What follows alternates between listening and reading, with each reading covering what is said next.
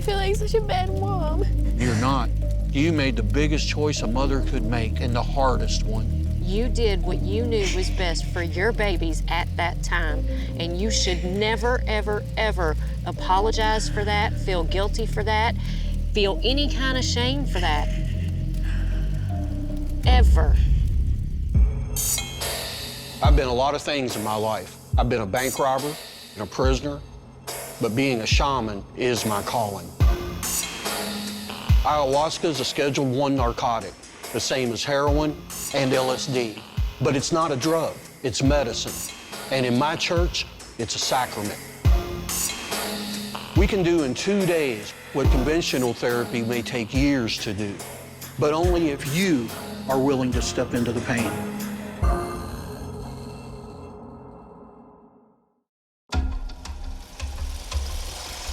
Like I said, keep your intentions on point. Good job, good job. Nicholas Butts is my stepson. He is our last child in a line of 6 between me and Terry. He's not my biological son, he is my stepson, but I love him like my own. There's nothing I don't trust Nick with, including my brood. We always want to make sure our edge here is clean, especially after doing that much mixing. Nick has been on a path of being an assistant shaman for the last 5 years. He has worked with me in the lab, always cleaning up, always doing the shit jobs. There we go, just sit there. But you know what? He showed me that he really does want this. I've always been someone that wanted to help people growing up. Even whenever I was in elementary and such, I was always the kid that tried to help anyone and everyone when they needed a hand. And Steve encouraged me whenever I was like, hey, I want to do this. And he was like, well, if you really want to do it, just keep practicing, keep putting your effort into it. Feel that lid, that's what it should always feel like, excellent. Now is the time for Nick to move forward in his own self-development and his own self-progression. He's got to be comfortable within the medicine. Tonight, we're gonna be introducing Nick to ayahuasca for his first really deep journey.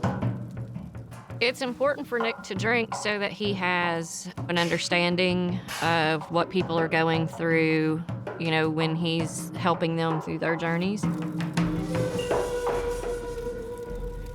Well, Nick, it very much pleases me to be about to give you your first full cup of ayahuasca.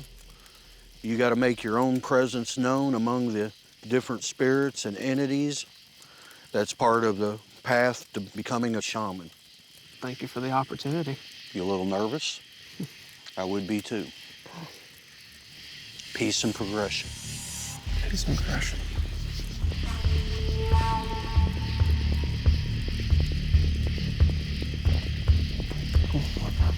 Good job.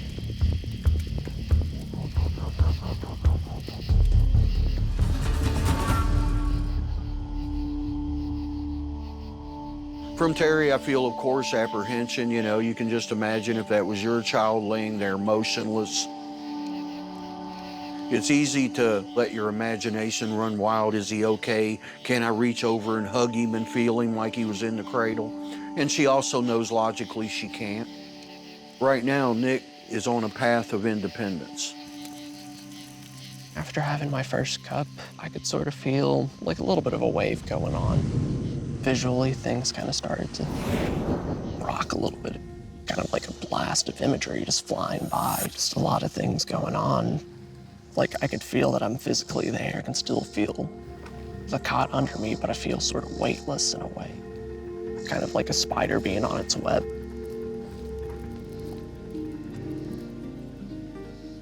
At one point, I could have swore I saw Steve's face kind of just smirking at me a little bit from the background. Nick has the heart and the spirit and the soul to do this. But I also know that he's going to have to prove himself worthy and responsible, because one day I'm going to have to leave Nick. And that's why I'm willing to invest the time it's going to take to make Nick a master shaman and to eventually give him the reins of the church.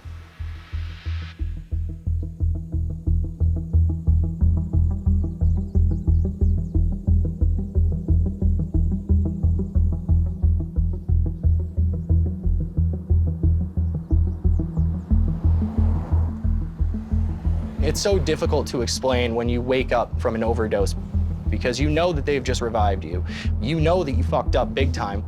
I was like, damn, Nate, come on, like, really? Like, again?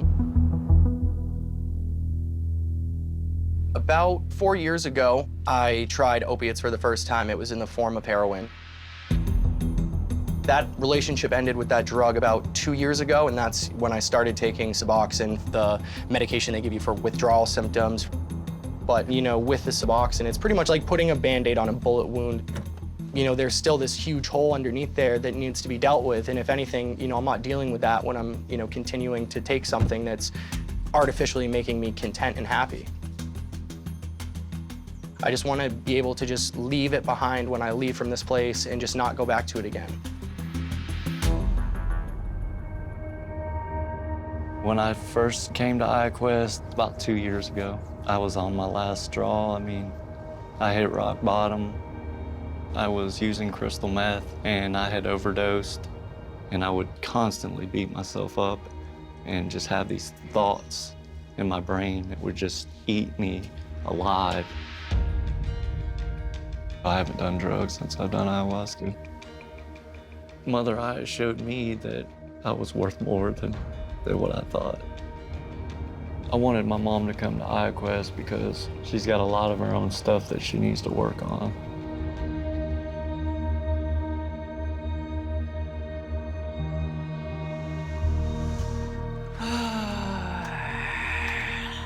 I was injured at work in 2006, and I'm in a lot of pain. I have steel rods in my back, and my legs don't work. And I've almost committed suicide because of the pain.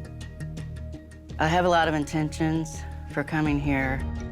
Physical healing and mentally, I've been trying to change myself and my issues for years and years and years. But I've had not much success on my own. I hope this will be the answer.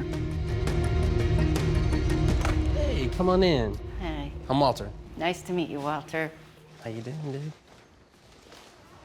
Thank you all very much for coming. The first thing we are going to do today is we will be taking all car keys and cell phones. If you all would like to get your things and follow me, we will go down and you will see where you will be spending the next few days.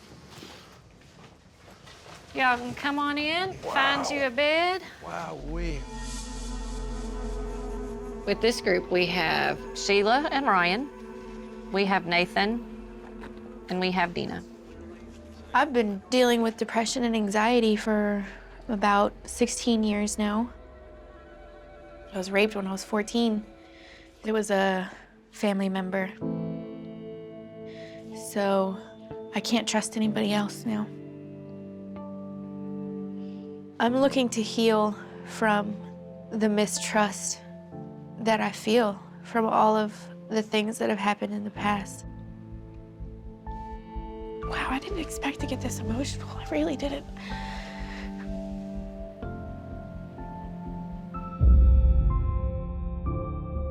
Everybody, I'm Steve Hupp, Chief Shaman of Ayahuasca Native America's Church. How are y'all doing tonight?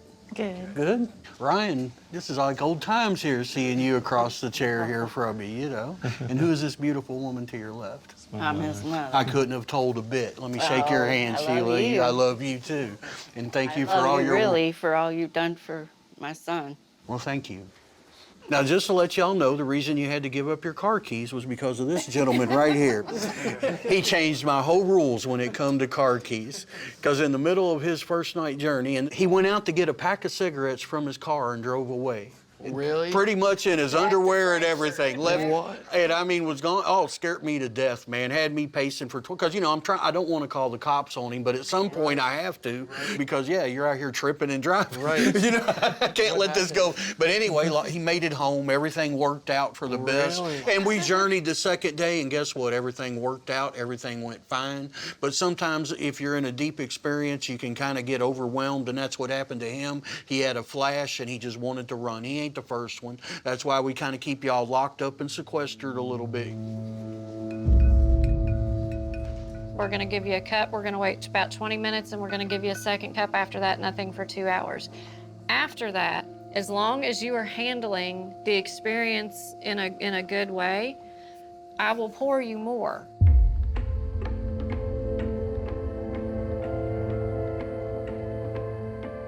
You know, my nervousness was at its peak. I started to feel overwhelming anxiety. Like, what is this gonna be like? Is it gonna take me to a different world? Am I gonna have a horrible time? Like, am I gonna end up freaking out? I'm scared. I'm not really 100% sure that ayahuasca is going to help me. Hopefully it brings me an amazing experience. I was very nervous, very fearful of going on a bad trip and not coming back. Ayahuasca is a hallucinogenic tea made with plants from the Amazon, and it is the strongest psychedelic known to man. But this isn't like LSD. Ayahuasca is a portal to your inner self, your subconscious. And through that portal, you're going to meet a goddess we call Mother Aya. When your journey first takes off, you may feel euphoria until, boom, the spike hits and the purge begins. You may laugh, you may cry, and you may do both at the same time. You may puke or shit, but each of those purges are a physical manifestation of an emotional release. That's when you truly find healing.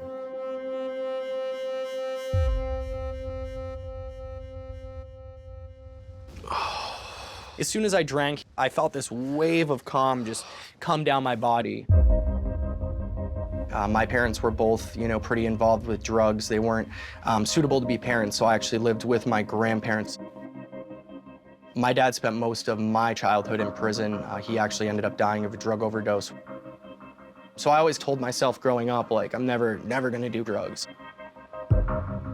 My son's mother, I met her through a friend. We were ultimately together for 5.5 years. We have one son, love him to death, he's 5 now.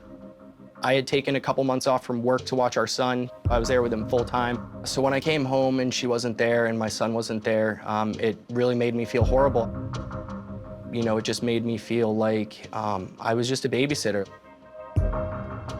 She just packed all of her stuff, she left. She didn't say, like, you know, I'm leaving or anything like that. I just came home and everything was gone, including my son. It was really rough and I didn't know how to cope with that. And that led to severe drinking. And then after that, into the opiates. When I lost my son's mom, I remember crying, bawling the whole night. My grandmother, Nancy, she sat there with me the whole night. And it's, you know, just having somebody in that way, it's just like, it's such a beautiful thing. Sometimes I think to myself, you know, for everything that she's done, like, I shouldn't be feeling this sad. And I tell her all the time, don't feel bad that I feel negative. Like, you've already done, like, so much. So yeah, that's where we're at with that.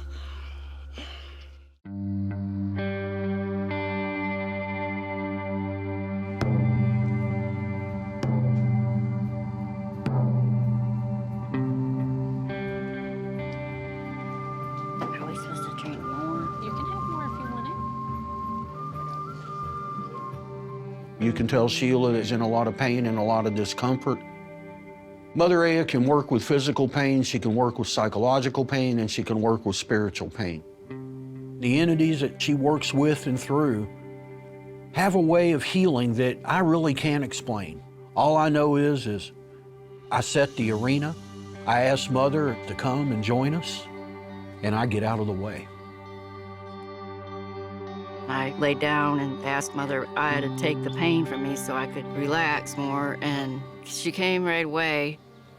She was letting me know, I'm here, it's about time, you got your butt here, and we gotta get to work now. When Ryan was about 11 months old, his dad's drinking got worse. One day he smacked him so hard, he knocked him out of the chair. And one night he was really, really intoxicated when he came in about 3 o'clock in the morning. He put the pillow over my head and raped me. When I opened my eyes, Ryan was standing at the end of the bed. Instantly, my heart just busted into a tiny million pieces that he had seen that. Most of the part that I remember from it was him laying in bed crying and just screaming, talking about he just wanted to die, and he jumped up and kicked me in the chest and this crazy, crazy shit. I didn't leave my husband for a long time after that. I couldn't. I didn't have a job or money, but he did it again a few years later. That was the day I decided I had to leave him. I didn't want to leave my kids there. They wouldn't come with me. My heart was broken. In my house, we had rules in bedtime, and they had chores. At their dad's house, there was none of that, and he bought them cigarettes. It was just a free-for-all. Ryan was 17 when I left. By this point, he was doing drugs and drinking a lot. I definitely resented my mom. I felt like, why in the hell is she doing this to me? And I just couldn't grasp it. I was just, I guess, just like, screw this. I don't want no part of it. I have 3 kids, and they're all 3 drug addicts. I have tons of guilt from that. Guilt will fuck you up. And I think the guilt and shame are a big cause of my pain.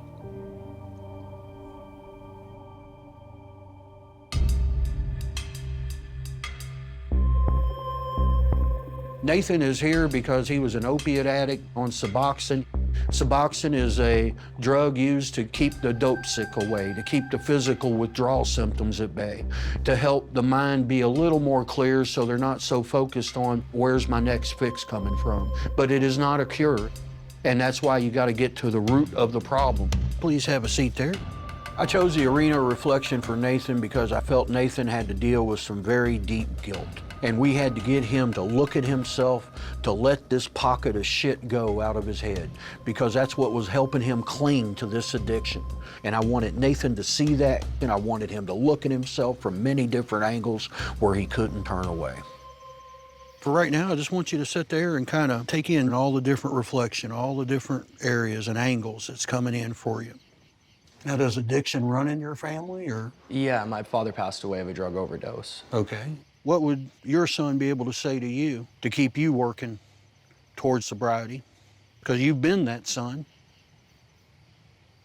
Yeah, my son does have a huge impact. You know, his just, even at 5 years old, very encouraging, very loving person. And that's why I don't want this to be in the picture when he's older. Like, and even now, so I don't want it in the picture.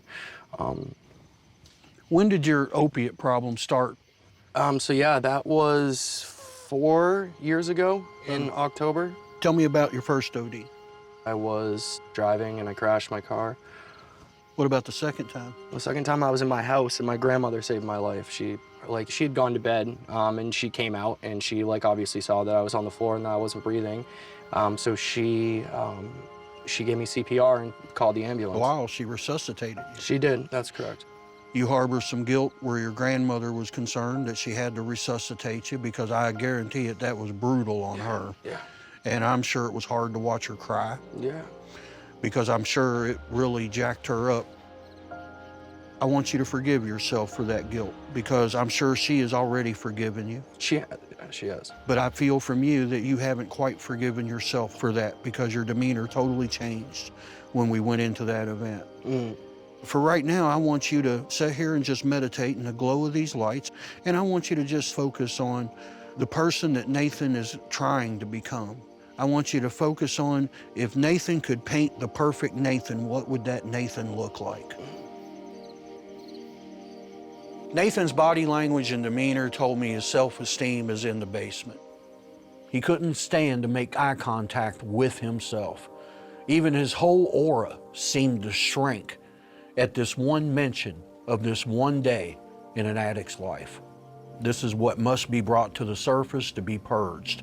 There's no drug to turn to. Mother ain't gonna let you. Mother's gonna hold up this mirror and say, look at yourself and love yourself, even with all your flaws, and that's when things will start to get better.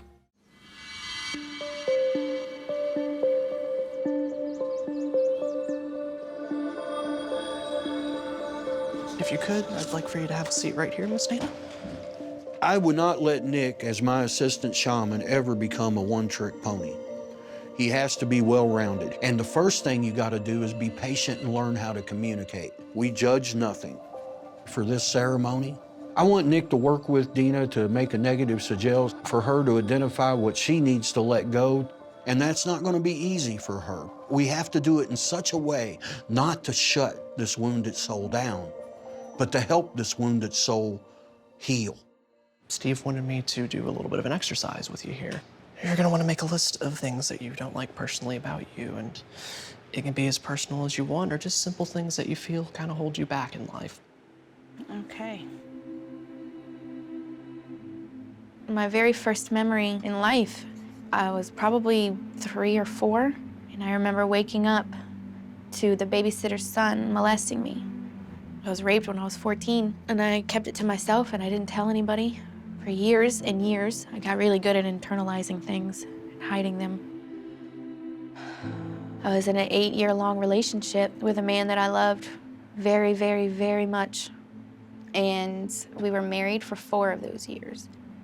He saved me from a lot of heartache, but I kept swinging back and forth between the depression and the extreme happiness. It's like I couldn't breathe. It was a roller coaster of happy, sad, happy, sad, happy, sad.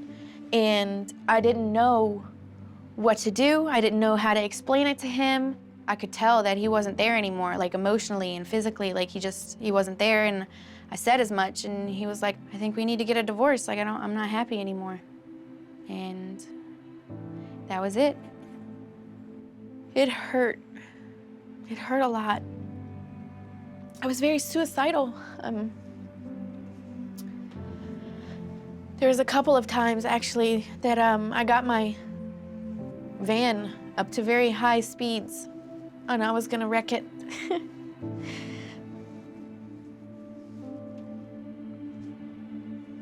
I eventually moved out and moved in with my dad, and I left my 2 boys with their father in North Carolina because honestly, I don't feel like I could have done the best job at raising them. I want my children to have the best life that they can have. So I'm here to make sure that that happens.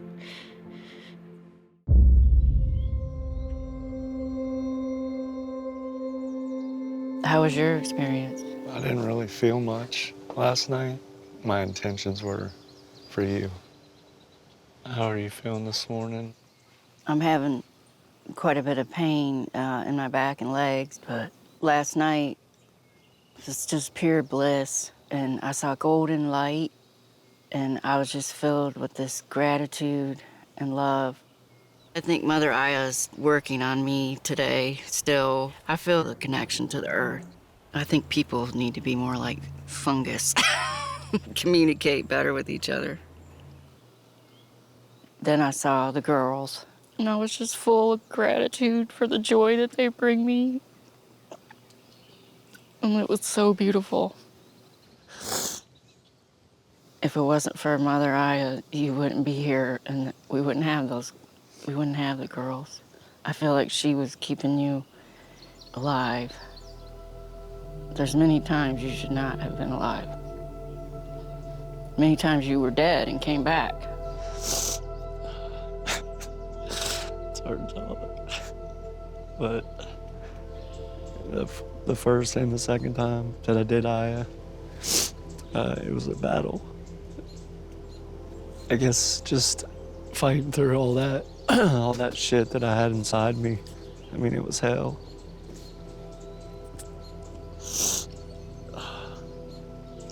But I know it all gets better. I put her through a lot, and most parents would have said, fuck you, you're on your own a long time ago. But she never did. How are y'all doing? I'm proud of each and every one of you. All of you have already laid a very strong foundation for a very powerful experience tonight.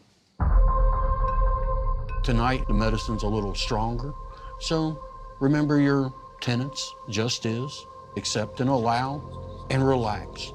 If you all get to a point where you want more this evening, just like last night, you know, as long as you're within reason, absolutely. To see a mother and a son sitting here beside me, this is just huge. How do you feel this morning when you got up? I got a lot of pain. It started in the night. Hopefully we can adjust that tonight. Mother Aya was very kind and compassionate and loving with me last night, and I think tonight shit's gonna get deep. And it's probably not gonna be pretty.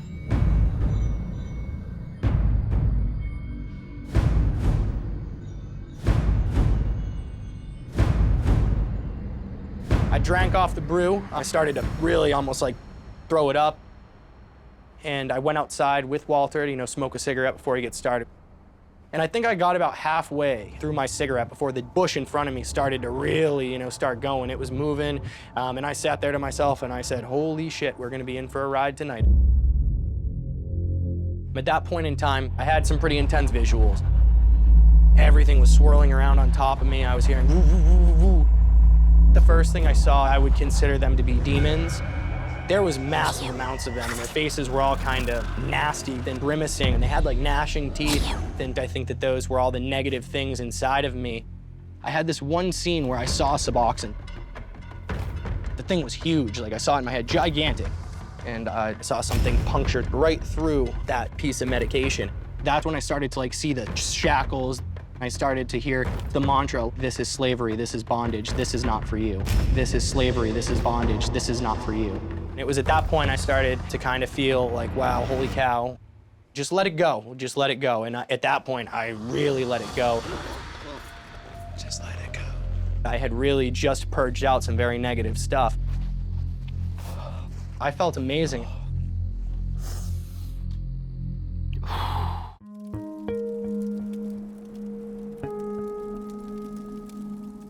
I got you. I got you. Just come on down. Sheila is here for physical healing, spiritual healing, and psychological healing. Come on in. And if you would sit Which right. end is my head? Your head's Put right your head here. right We up want here to try at to the get your front. head right Oh, there. I see it. The plan for Sheila tonight, we have a chakra bed that we're going to use to get her chakras realigned and open. There you go. Your chakras are energy points for different aspects of your physical body. I hope that she gets the spiritual healing to release and let go, and I hope she finds peace. We put this focus on this ceremony to Mother Aya as removing our guilt. Okay, Because I'm carrying for that it. guilt is not working for you. See, it's not just Ryan. I've got 3 drug addict kids. All 3 of my kids. Not just me, but other people always put it on the mother. Well, if you would have whipped them more, if you would have... Were you there? Yes, you were. Was it all on you? No, it was not. There was a whole synergy of things. One, you were in a toxic relationship with a person of predatory instincts and predatory desires. That wasn't your fault either. You got children who are alive because you got them there in a fucked up situation. I went 90 miles an hour to get him to the hospital last time he OD'd. I was afraid, very afraid. He kept saying, I'm dying, I'm dying, I'm dying, and telling me how sorry he was Okay. for making my life miserable and putting me through hell. I just kept punching him, saying, don't die, you got those little girls. What I want you to do, sweetie, is you're laying there for your sacral chakra. I know you went through some abuse, and I want you to focus on letting that go and letting Mother Aya heal the wounds from that. That should not be a part of who you are. You still have 3 children. You have beautiful grandbabies. So what I want you to focus on also, being healthy and letting Mother Aya heal the wounds. Don't be afraid to speak about your guilt, your fears, your hopes. Don't be afraid to offer that motherly advice that you have. Don't be afraid to issue that ass chewing either. All the guilt and all the self-hatred and all the self-loathing in the world ain't gonna change 1 minute of that past. But letting go of all that shit could definitely change every minute of your future. I'm all for that. Now, Sheila, we'd like you to sit here and just be at peace, meditate, kind of take in all the energy coming to you. Like that. I felt the ayahuasca hit me, and all of a sudden, I left my body. I saw these different shapes and patterns, a lot of little moving parts and gears. And then I would hear a woman's laughter.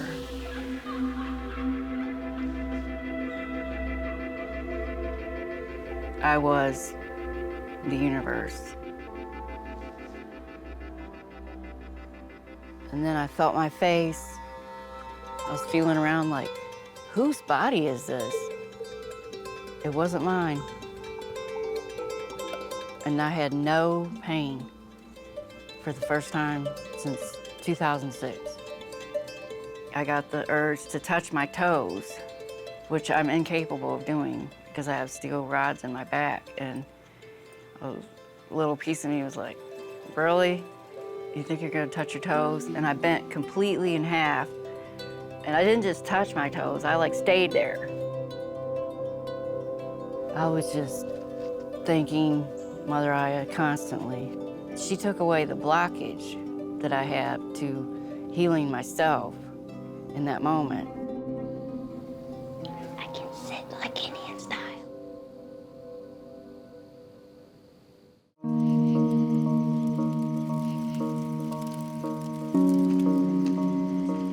Dina is here because she has lost, how would you say, trust in her own instincts. Tonight, we're gonna talk about some real painful stuff. I want the tears of her pain to be on that sigil. Come on up, come on up. That's what we're gonna use to energize this sigil before she lays it in the fire and watches it disintegrate. I had instructed Nick today to have you prepare a negative sigil, some of the things that you wish to remove from yourself, if you could. Could you kind of explain a little bit about what you put together here before we set it off to the fire? This one is anxiety Okay, and fear and indecision. okay. It takes me a long time to make decisions anymore. I've made so many bad decisions that I'm absolutely terrified. You know, the consequences of a bad decision are so much heavier now. Which adds to your anxiety, Yeah. which feeds this whole circle Which is of shit. based on fear. If you're scared to act and you're scared to bust a move because all the decisions seem so big and so large and that each one is life and death and all the above, where do you enjoy your life? Exactly. Can I ask you where your bad decisions started? I gave my ex-husband custody of my babies.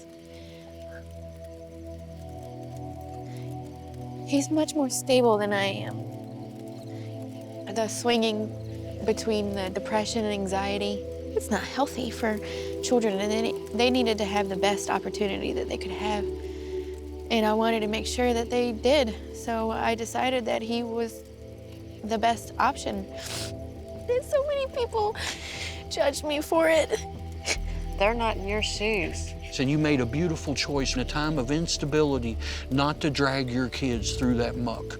You sacrificed yourself for that, and you let them tears flow on that sigil because we're going to turn that loose to the universe as well. They made me feel like such a bad mom. You're not. You made the biggest choice a mother could make and the hardest one. You're working on you right now. And when you get yourself right, then you're going to be right with them kids and you're going to be right with him. Regardless of how it made you feel, regardless of how it made you hurt, regardless of what everybody else was saying to you, never, ever, ever apologize for that, feel guilty for that, feel any kind of shame for that. Ever. I really needed to hear that. I don't even celebrate Mother's Day. You will from now on. Yes, you will. Now, I would like you to take that sigil. I want you to think about it, everything we talked about. Now let that shit go in that fire.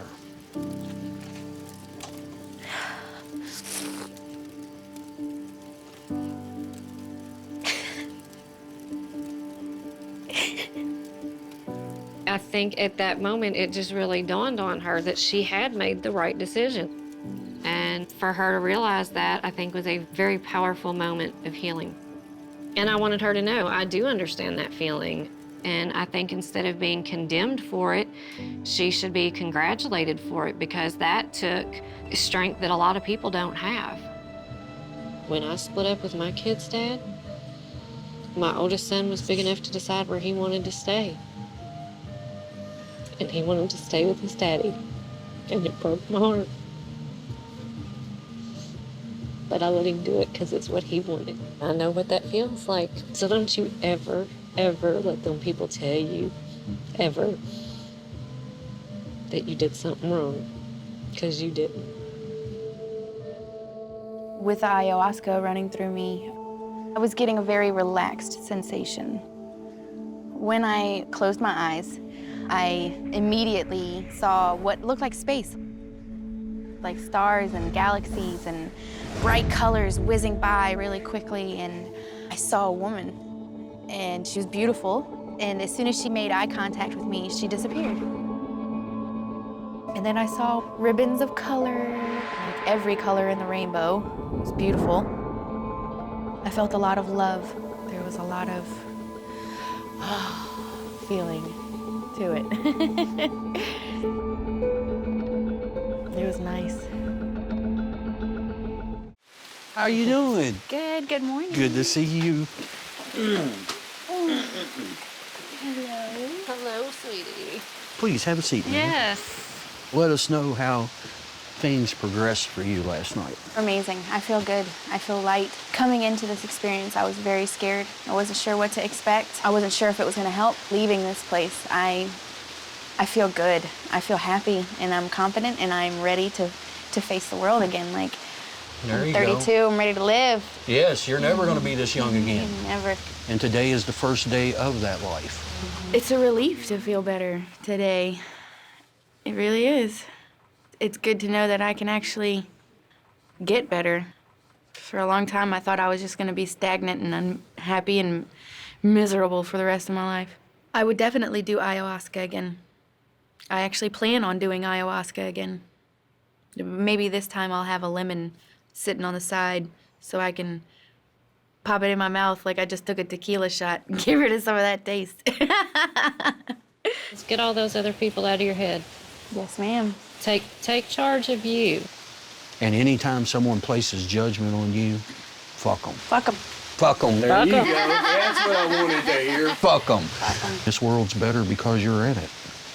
And never forget that. Thank you. And forgive yourself. Forgive yourself. Give me a hug.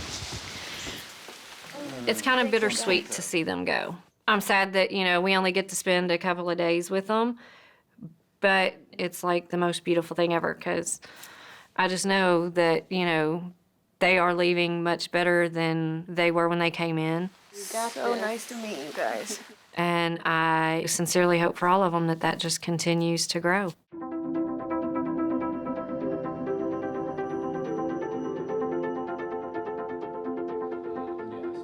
Ayahuasca was definitely worth it for me.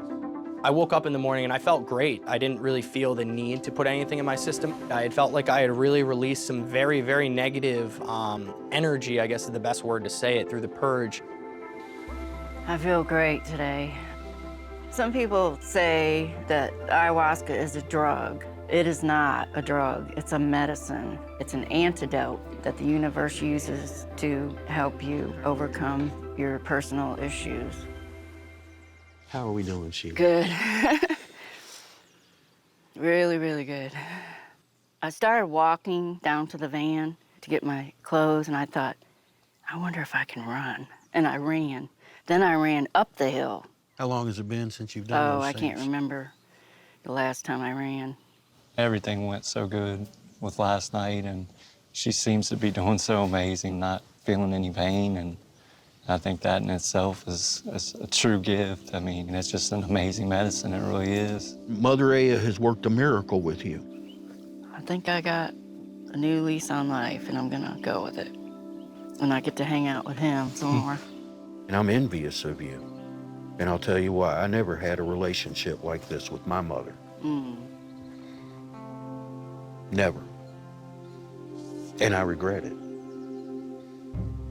I've told Steve and Terry many times I am eternally grateful for you and for what you're doing in the last few years since Ryan did the ceremony. Oh, when I see him playing with his kids, I have this gratitude for Steve and Terry for that he's here, because I don't think he would be here if it wasn't for them and Mother Aya. I like it here. I like this house. Oh yeah, it's beautiful. It is. It is definitely that.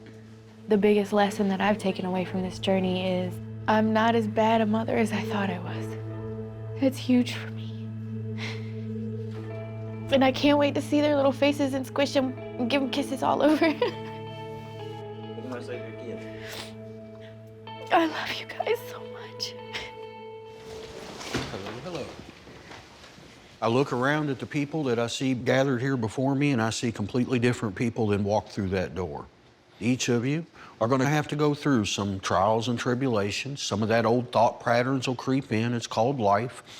Now you have the awareness to catch it before it becomes a tidal wave, because it's much easier while it's a small trickle than to allow it to gain momentum. Ayahuasca for me, it's hard to put it into words really, but love. I mean, love would be the best word for it. I've died twice. I've been beat up, dragged through hell and back, and it's helped me immensely. And if it could do that for me, then it could do it for a lot of people. Thank you all so much. Thank you. In the future, I do hope to become a full-fledged shaman, because I just simply feel like this is something that could really be helpful for people. Safe travels, everybody. It's really nice watching people just kind of change from the day they walk in to the day that they walk out. Kind of like watching a caterpillar turn into a butterfly. When I came to Ayahuasca, I was in a lot of pain and I struggled to get up the hill with my walker. Now I've run up and down the hill, and that's a miracle. Great doesn't even come close to how I feel. Magnanimous or some big word. Leaving here, I really do feel lighter. I'm really grateful for this experience because it showed me a lot of things that, I otherwise wouldn't have noticed about myself. I'm just excited to get back home and really see where the rubber hits the road, really put my nose to the grindstone. Many people get caught up in the idea that they went through the worst of anybody. And I got news for you. Most of the people I've met, they ain't went through the worst of anything. They went through their worst. That's why I'm so open with my story. It ain't such that I, want to be a Billy badass bank robber. I want to let people know I'm the biggest fuck up at this table, not you. And if I got here, you can too.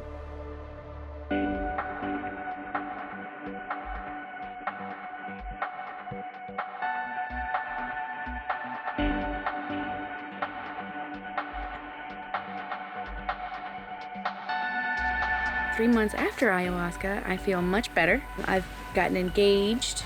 I'm feeling really good 3 months later.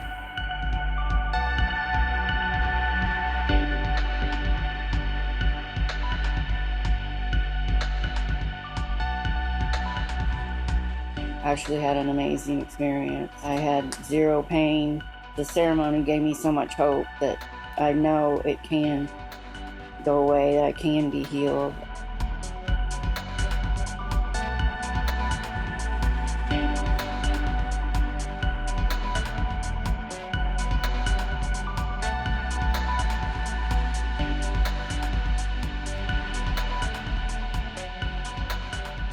As far as the medication goes, I've been able to get myself on a much lower and more manageable dose. Living in the moment is definitely a huge thing.